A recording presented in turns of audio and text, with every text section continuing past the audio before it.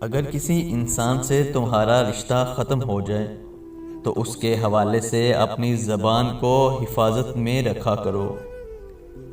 صاف صاف منہ پر بولنے والا کڑوا ضرور ہوتا ہے پر دھوکے باز نہیں ہوتا۔ جب کسی کام کا ارادہ رکھتے ہو تو اللہ پر بھروسہ کر کے اسے شروع کر دو۔